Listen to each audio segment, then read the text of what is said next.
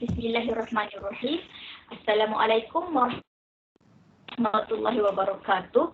Kami daripada kumpulan 3 ingin membentangkan tajuk hukum taklifi, iaitu haram, wal makruh, wal azimah, wal rukhsah. Okey, seterusnya dalam 3 pembentang dalam kumpulan ini, iaitu saya Munirah binti Baharudin dan kawan-kawan saya Nur Izzah binti Abdul Aziz dan Nur Insyirah binti Kamaruzzaman. Okey, pertama sekali kita akan masuk tajuk haram. Mula sekali haram, ta'rif haram. Haram lughatan wa istilahan. Haram dari segi bahasa dan istilah. Lughatannya huwal mamnu'. Qala ta'ala bismillahirrahmanirrahim. Innallaha harramahuma 'alal kafirin. Okey, lughatan haram dari segi bahasa adalah mamnu', larangan. Okey. Daripada ayat Quran, Allah berfirman, sesungguhnya Allah telah mengharamkan kedua-duanya ke atas orang-orang kafir. Kedua-dua di sini bermaksud air dan makanan, air neraka nanti. Okey, di sini contoh kataan haram yang digunakan dalam ayat Al-Quran. Okey, haram dari segi istilah, huwa ma talabu syari'u al-kaffi an fi'lihi ala wajhi al-hatami wal-ilzam. بحيث يذم فاعله ويمدح تاركه والحرام ضد الحلال. Haram dari segi istilah, sesuatu yang ditegah oleh syarak daripada melakukan sesuatu perbuatan dengan tegahan pasti dan pemaksaan, yang mana jika melakukannya dapat diberi balasan buruk, jika meninggalkannya diberi balasan baik. Wal haram diddul halal, dan haram ni adalah kata lawan bagi halal. Okey, seterusnya kita akan pergi kepada sigul haram, iaitu bentuk-bentuk haram, bentuk-bentuk yang menunjukkan kepada haram. Pertama sekali, yustafadu tahrim min isti'malu lafaz yadullu ala tahrim min zalik. Okey, kita dapat ketahui dengan penggunaan lafaz yang menunjukkan kepada haram. Lafaz-lafaz tu adalah menunjuk kepada haram. Okey, contoh yang pertama, lafaz haramah, iaitu lafaz haram tu sendirilah. Bila ada perkataan haram tu, kita nampaklah itu adalah maknanya haram lah kan. Okey. Qala Allah Ta'ala, bismillahirrahmanirrahim. Hurrimat alaikumul maitatu wad-damu wa lahmul khinzir. Surah Al-Ma'idah ayat 3. Okey. Lafaz haram, Allah berfirman, diharamkan kepada kamu memakan bangkai binatang yang tidak disembelih, dan darah yang keluar mengalir, dan daging khinzir. Okey, ya, perkataan dia dekat sini hurrimat. Hurrimat itulah yang menunjukkan kepada pengharamannya. Hadhil ayat tadullu ala hurrimah ya'kulul maitatu wad-damu. Ayat ini menunjukkan kepada pengharaman memakan bangkai dan darah dan daging khinzir lah. Okey. Yang kedua, nafiyul hal. Kalau nafiyul hal ni maksud dia penafian halal. Penafian halal maksud dia haram lah kan. Okay. Contoh di sini, kaqauluhu sallallahu alaihi wasallam, la yahillu malun imri'in muslim illa bi tayyibin nafsi. Okey, sabda Nabi sallallahu alaihi wasallam, bagi seseorang itu untuk mengambil harta orang lain yang bukan miliknya. Okey, dekat sini dia ada perkataan la yahillu. La yahillu tu tidak halal. Tidak halal bermaksud haram. Okey. Hadhihi al-ayat tadullu ala hurmah ukhidha malun akhir bighayri ridha malikihi. Ayat ini menunjukkan pengharaman mengambil harta orang lain tanpa ridha pemiliknya. Okey, dua-dua sini bermaksud haram lah. Lafaz haramah dengan nafil hal. Okey, seterusnya bentuk yang ketiga, an-nahi la mutlaq. Jadilah tegahan jangan yang mutlak. Kaqauluhu ta'ala, bismillahirrahmanirrahim. Wala taqrabuz zina. Surah Al-Isra ayat 32. Yang bermaksud, dan janganlah kamu dekati zina. Okey, la taqrabu. La tu adalah jangan dekati zina. Apatah lagi jangan berzina, lagilah haram kan, lagilah tak bolehnya. Maknanya ayat di sini ialah terang-terang menunjukkan kepada pengharaman zina, sebab Allah dah tegah perbuatan zina itu. Okey, seterusnya sirah yang keempat, iaitu siratu fi'il amr allati tadullu ala talabu at-tarki. Okey. Iaitu fi'il amar yang menunjukkan supaya tinggalkan. Talabut tarki tu maknanya untuk tinggalkan. Tarki tu tinggal. Okay, ada dua contoh dekat sini. Yang pertama, ijtanibu. Maksud ijtanibu, jauhilah. Okay, contohnya firman adalah ayat Quran, firman Allah SWT. Bismillahirrahmanirrahim. Ya ayyuhalladzina amanu innamal khamru wal maisiru wal ansabu wal azlamu rijsun min amali syaitan fajtanibuhu la'allakum tuflihun. Surah Al-Maidah ayat 90. Yang bermaksud, wahai orang-orang yang beriman, bahawa sesungguhnya arak, judi dan pemujaan berhala dan mengundi nasib dengan batang-batang anak panah, semuanya adalah perbuatan keji daripada perbuatan syaitan. Maka jauhilah supaya kamu berjaya. Okey, fajtanibuhu tu adalah fi'il amar. Fi'il amar merupakan perintah, menyuruh untuk jauhi. Perintah itu pula adalah perintah daripada Allah Subhanahu Wa Taala. Jadi kita wajiblah patuhi, kita wajib jauhi perbuatan-perbuatan tersebut, iaitu perbuatan minum arak, judi, pemujaan berhala dan mengundi nasib. Kita kena jauhikan dia. Maknanya kalau kita kena jauhi maknanya dia haram. Okey, yang kedua, contoh yang kedua, zaru. Zaru tu bermaksud tinggalkanlah. Dia dekat sama juga lah dengan ijtanibu tadi. Okey, zaru contoh dia firman Allah SWT. Bismillahirrahmanirrahim. Ya ayyuhalladzina amanu taqullaha wa dharu ma baqiya minar riba. Surah Al-Baqarah ayat 278. Yang bermaksud, wahai orang-orang yang beriman, bertakwalah kamu kepada Allah dan tinggalkanlah saki-baki riba. Okey, ayat dekat sini bermaksud kita kena tinggalkan riba. Maknanya Allah sebutkan riba, maknanya ribanya adalah perbuatan yang haram. Okey, seterusnya kita pergi pula kepada yang kelima, ma yurtabu ala fi'il minal uqubah. Maksud dia menjelaskan bahawa perbuatan itu mengandungi dosa. Uqubah tu maksud dosa, hukuman. Okey. Qala Allah Ta'ala, contoh yang pertama, Bismillahirrahmanirrahim. Wassariqu wassariqatu faqta'u aydiyahuma jazaa'an bima kasaba nakalan minallah. Wallahu azizun hakim. Surah Al-Maidah ayat 3 yang bermaksud, dan pencuri lelaki dan pencuri perempuan, maka potonglah tangan mereka yang mencuri itu. Okey, maksud dia dekat sini, hadhil ayat tadullu ala haramallah an sirqah lianna fiha uqubah ba'da yusraku wa huwa qat'u yadai. Ayat ini menunjukkan Allah mengharamkan kepada mencuri. Kenapa? Kerana dia terdapat hukuman. Apa hukuman dia? Kalau kita mencuri, kita akan dipotong tangan kita.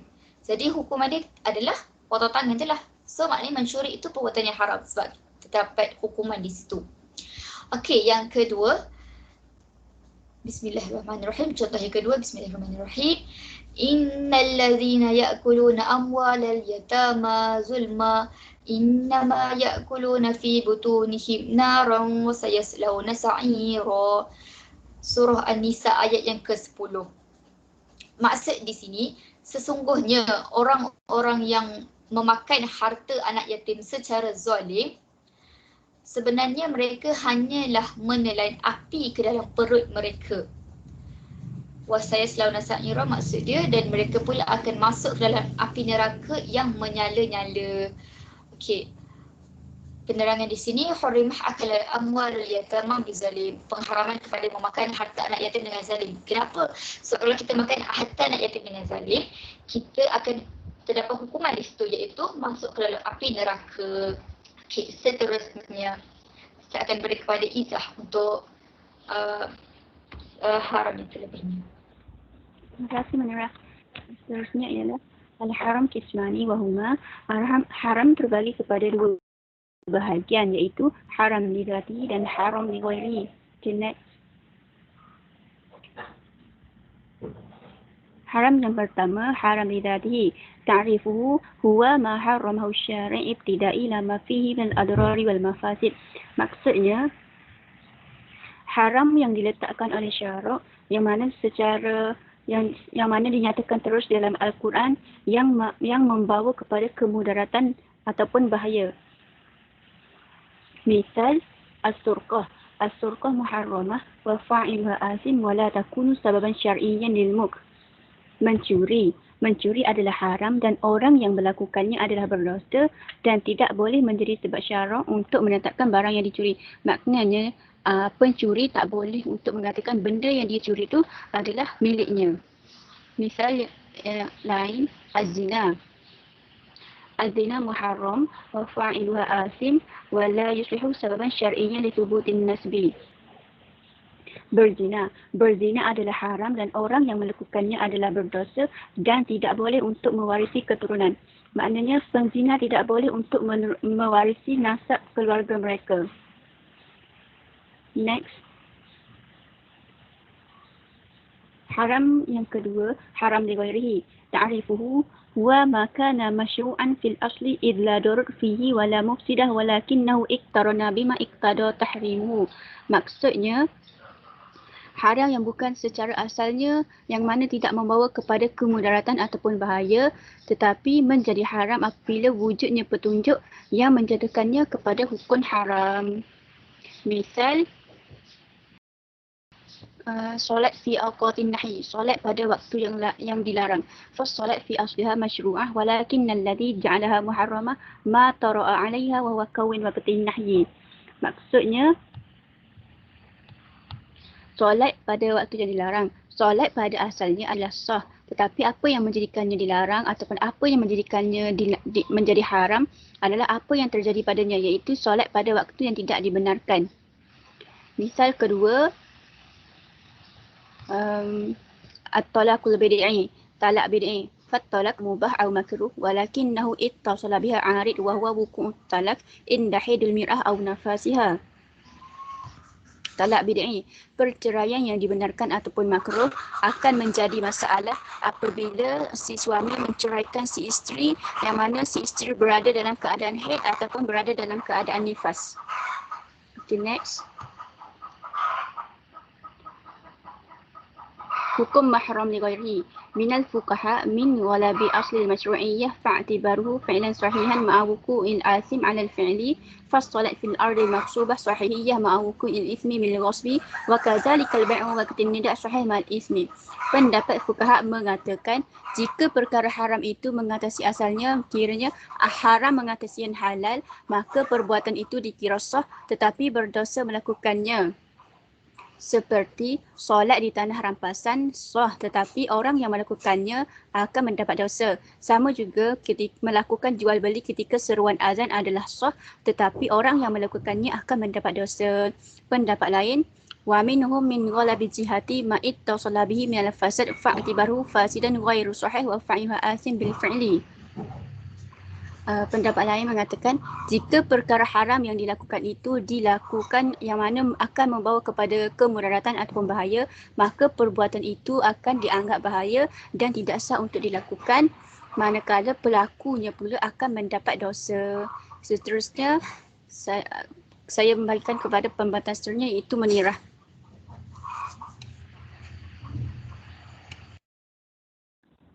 Terima kasih Ida. Seterusnya kita akan pergi pula kepada tajuk makruh. Makruh lughatan dan istilahan. Makruh lughatan, makruh dari segi bahasa, huwa ma talabu syari'u min al-mukallaf tarkahu la ala wajhi al-hatmi wal ilzam. Makruh dari segi bahasa bermaksud sesuatu yang dituntut syarak untuk meninggalkannya tetapi tidak secara wajib meninggalkannya dan tidak pula secara paksaan. Okay. Contoh dia macam makanan yang membusukkan mulut, berwuduk secara lebih-lebihan, itu semua contoh-contoh makruh. Okay, hukum makruh. Yundahu tarikuhu wa yusabun wa la yadhummu fa'iluhu. Jika kita tinggalkannya, kita akan dipuji dan dapat pahala. Tetapi jika kita buat, kita tak dapat dosa, tetapi kita akan dicela. Kita dapat nota tambahan sikit di sini. Fal makruh ma nahiya anhu nahyan ghairu jazib. Wa qila ma tarkahu khairun min fi'lihi. Makruh itu adalah tegahan, yang tegahan dia tidak pasti, tidak secara wajib, tidak secara paksaan. Jadi tu. Wa qila, okey. Dan tapi kalau kita tinggalkannya lagi baiklah. Kalau kita tinggalkan perbuatan makruh. Okey, seterusnya kita akan pergi kepada sighatul makruh, iaitu lafaz-lafaz yang menunjuk kepada makruh. Ada dua je dekat sini. Yang pertama, sighah karahah wa mastaqu biha. Lafaznya sendiri adalah bentuknya adalah makruh. Bentuk tu sendiri adalah perkataan makruh. Maknanya cerita ayat tu ada perkataan karahah ke contoh dia. Qala Nabi, contoh pertama, qala Nabi sallallahu alaihi wasallam, inna allaha karaha lakum salasa. Qila wa qala wa adha'atul mal wa kasratus su'al. Sabda Nabi sallallahu alaihi wasallam, sesungguhnya Allah membenci kepada kamu semua tiga perkara, iaitu banyak berbicara dan berdebat, dan membazirkan harta, dan banyak bertanya. Contoh yang kedua, anna Rasulullah sallallahu alaihi wasallam kana yakrahu an-naum qabla al-isya wal hadithu ba'daha. Contoh maksud dia di sini, sesungguhnya Rasulullah sallallahu alaihi wasallam membenci tidur sebelum isyak dan berbincang selepasnya. Kat sini dua contoh dekat sini ada perkataan itulah yang menunjukkan kepada hukum makruh tu. Okey, contoh yang kedua, bentuk-bentuk yang kedua iaitu lafaz nahi la taf'al. Iza iktaranat bihi qarinah tusarrifuha 'ala tahrim ila al-karahah. Si bentuk yang kedua ni adalah lafaznya berbentuk tegahan. La taf'al tu tegahan. Tetapi apabila terdapat qarinah, terdapat petunjuk yang menukarkan haram kepada makruh. Okey. Contoh dia kat sini, kaqauluhu ta'ala, bismillahirrahmanirrahim. Ya ayyuhalladzina amanu la tas'alu an asya'a in tubda lakum tasukum. Maksud dia, wahai orang-orang yang beriman, janganlah kamu bertanyakan kepada Nabi perkara-perkara yang jika diterangkan kepada kamu akan menyusahkan kamu. Okay, kat sini memula hukum dia haram. Sebabnya la tas'alu kan lafaz nahi yang dekat haram tadi. Tapi ayat seterusnya yang menukarkan perkataan ayat tadi kepada haram, daripada haram kepada makruh. Iaitu ayat seterusnya, iaitu bismillahirrahmanirrahim. Wa in tas'alu anha hina yunazzalul Qur'an tubda lakum afallahu anha. Surah Al-Ma'idah ayat 101. Yang bermaksud, dan jika kamu menanyakan di waktu Al-Quran itu sedang diturunkan, nescaya akan diterangkan kepada kamu. Allah memaafkan kamu tentang hal-hal itu. Allah Maha Pengampun dan Maha Penyayang. Ayat di kat sini lah daripada dia, ayat kat sini yang menukarkan daripada haram kepada makruh. Okey. Seterusnya saya akan kepada Insyirah untuk membentangkan tajuk. Okey, bismillahirrahmanirrahim. Terima kasih Munirah. Sekarang kita masuk kepada al-makruh indal Hanafiyah naw'ain. Huwa al-makruh tahriman wal makruh tanziha. Okey, makruh di sisi Hanafiyah terbahagi kepada dua, iaitu makruh tahrim dan juga makruh tanzih. Baiklah. Al-makruh tahriman huwa ma talaba asy-syari'i min al-mukallafi tarkuhu ala jihati al-hasmi wal ilzami bidalilin zaniyyin la qat'in. Okey. Mislu al-khitbatu ala khitbati al-ghair wal bay'u ala bay'il al-ghair. Okey. Makruh tahrim maksud apa yang dituntut syarak ke atas mukallaf untuk meninggalkannya secara paksaan ataupun secara tegas berdasarkan dalil yang zanni, bukannya dalil yang qat'i. Okey, sebagai contoh, meminang di atas pinangan orang lain dan juga menjual di atas jualan orang lain. Okey. Faqad sabata kullu minhuma bi khabar al-ahad wa huwa dalilun zani. Okey. Kedua-dua contoh itu tadi disabitkan dengan hadis ahad, di mana hadis ahad ini kita tahu merupakan dalil yang zani. Okey. Qala an-nabi sallallahu alaihi wasallam wala yabi'u ar-rajulu ala bai'i ahihi wala yakhtubu ala khitbati ahihi, muttafaqun alaih. Okey. Sabda Nabi sallallahu alaihi wasallam tentang dua contoh tadi, dan janganlah seseorang kamu itu menjual ke atas jualan saudaranya, dan janganlah pula dia meminang di atas pinangan saudaranya. Okey. Amal haram indal Hanafiyah fahuwa ma sabata an-nahya anhu bidalilin qat'iyyin mislu hurmatu as-sariqati war-riba waz-zina wa nahuha. Okey. Adapun haram di sisi Hanafiyah, maka ini adalah disabitkan larangannya berdasarkan dalil yang qat'i, seperti pengharaman riba, zina dan lain-lain lah. Baiklah, kita masuk kepada hukum makruh tahrim. Okey. Wa hadza al-qismu minal makruh indal Hanafiyah yumasiluhu hukmul muharram indal jumhur walakinna la yakfuru munkirihi. Pembahagian atau jenis makruh tahrim ini di sisi Hanafiyah ianya sama seperti hukum haram pada pandangan jumhur. Akan tetapi makruh tahrim ini ulama Hanafi mengatakan tidaklah menjatuh hukum kufur bagi sesiapa yang mengingkarinya. Okey. Terusnya kita masuk kepada makruh tanzih. Al-makruh tanziha wa ma talaba asy-syari'i minal mukallaf tarkuhu la ala jihati al-hasmi wal ilzami. Okay.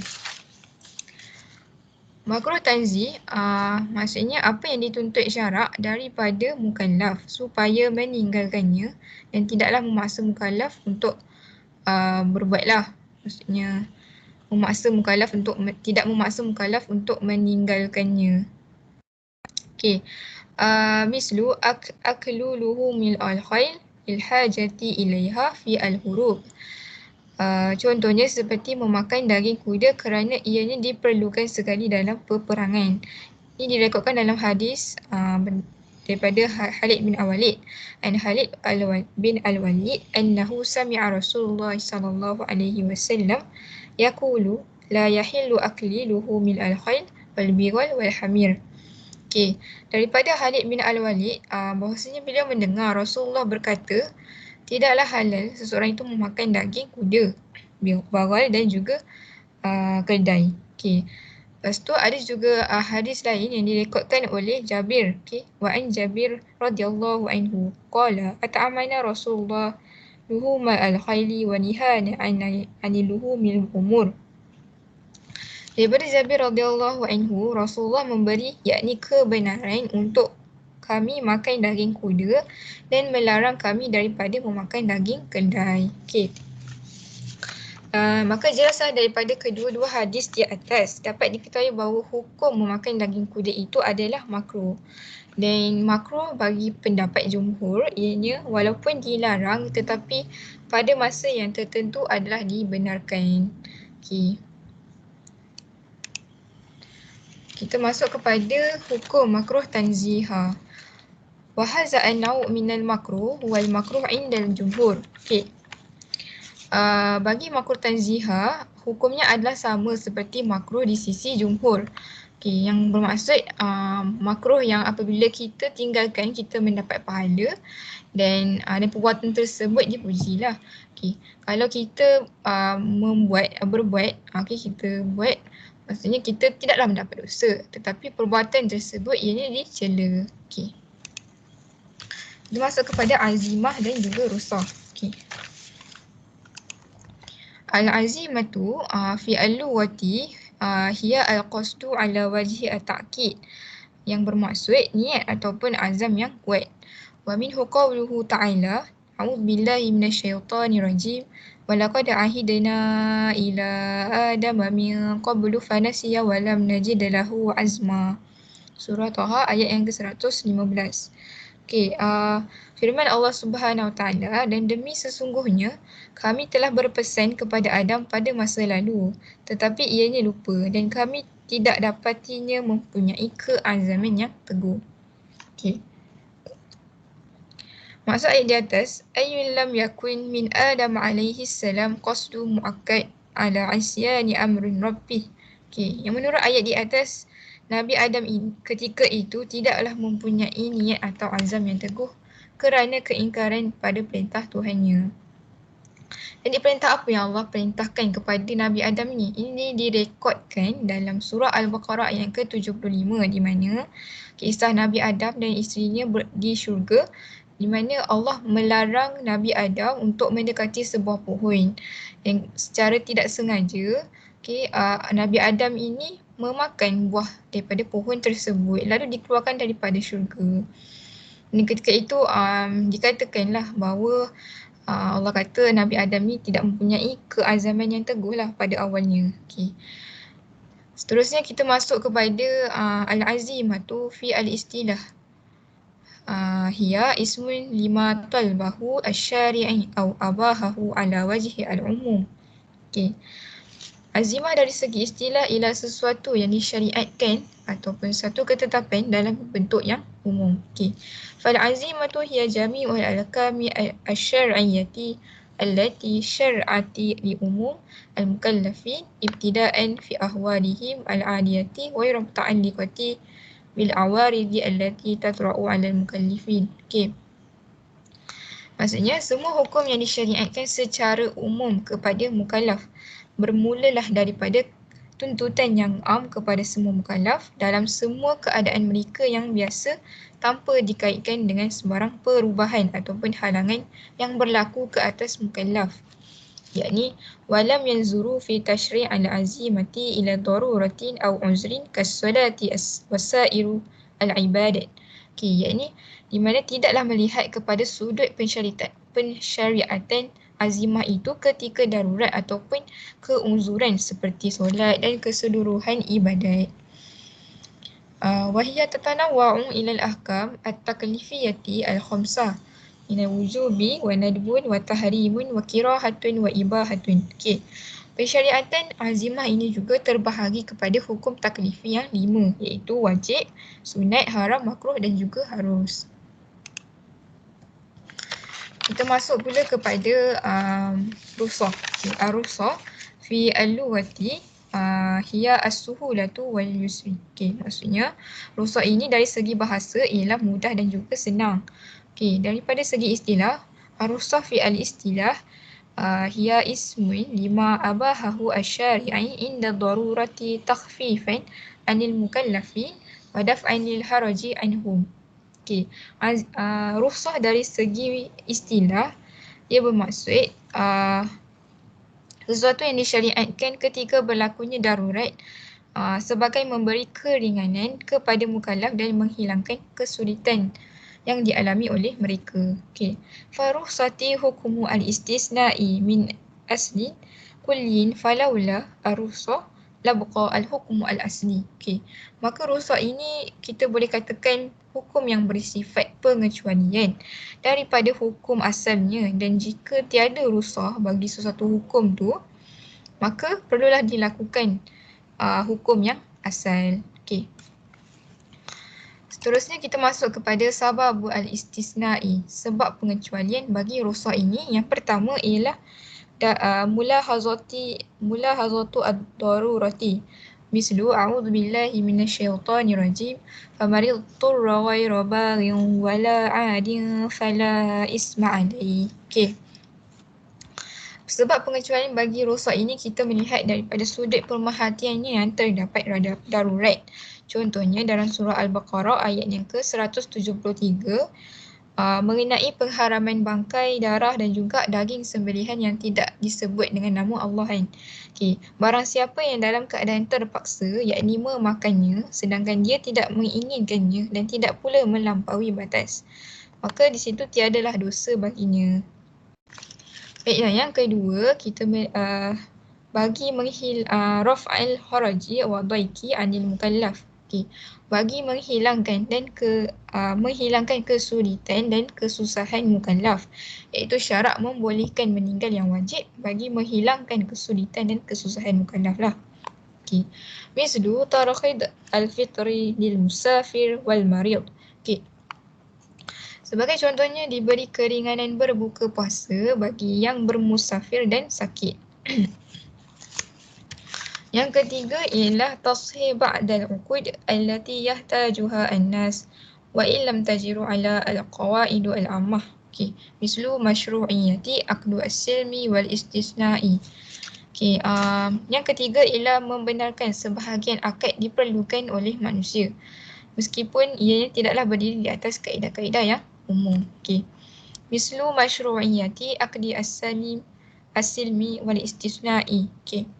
Pensyariatan akad salam dan pembuatannya yang dibenarkan. Contohnya Allah sebagai contohlah Allah Allah membolehkannya jual beli akad salam ini dilakukan meskipun tidak termasuk dalam jual beli yang tidak tersedia barangnya. Okay, seperti yang kita tahu dalam kaedah umum jual beli, kita syaratnya mesti ada penjual, pembeli dan juga wujudnya barang. Tapi dalam jual beli akad salam tiada semua itu. Maka syarat membolehkannya untuk sebagai keperluan manusia dan memberi keringanan lah. Contohnya seperti membeli barang tempahan dan sebagainya lah. Seterusnya kita masuk kepada hukum ar-rukhsah.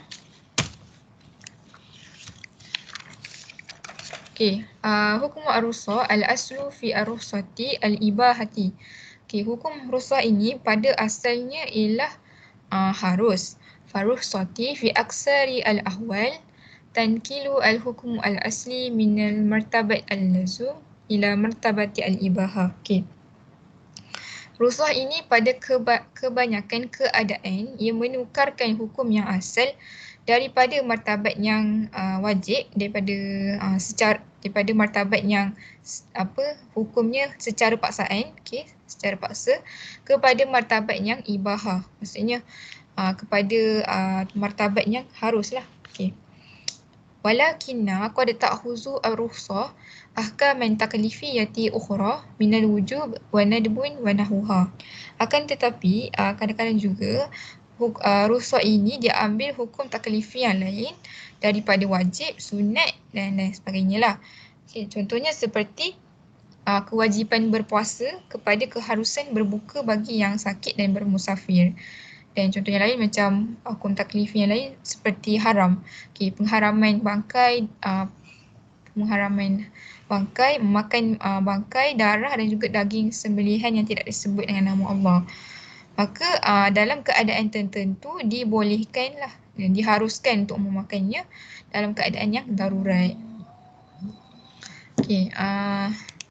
Seterusnya, mata natluku musamma al-azimatu alal ahkam at-taklifiyati al-khamsah. Bilakah azimah ini dikatakan hukum sebagai hukum taklifi yang 5? Natluku musamma al-azimah alal ahkam at-taklifiyati al-khamsah fi halati al-muqabalati ma'a ar-rukhsati. Azimah dikatakan sebagai hukum taklifi yang 5 pada keadaannya yang berlawanan dengan rukhsah. Mislu as-sawmun huwa al-azimah lil marid wal musafir al-iftar wa al-rukhsah. Ada pendapat yang mengatakan bahawa puasa itu dikenali sebagai azimah. Maka rukhsah bagi puasa pula ialah berbuka bagi sesiapa yang sakit dan juga bermusafir. Fala nakul hukmu as-sawm azimah bal nakul wajib au fardin. Tidaklah dikatakan hukum berpuasa itu azimah, tetapi hukum berpuasa itu ialah wajib ataupun fardu. Maksudnya macam ketetapan puasa. Ketetapan puasa itu adalah dipanggil azimah dan hukumnya adalah wajib ataupun fardu. Begitu juga dengan solat. Was-solatu azimah wal qasru wal jam'u rukhsah. Kewajipan solat itu azimah, manakala rukhsahnya ialah jamak dan qasar bagi yang bermusafir. Jadi setakat itu sahaja daripada kami. Moga bermanfaat. Maaf segala kekurangan. Jadi sebarang persoalan bolehlah tanya kepada kami dan kami akan cuba sebaik mungkin untuk menjawab. Jadi syukran lakum. Wassalamualaikum warahmatullahi wabarakatuh.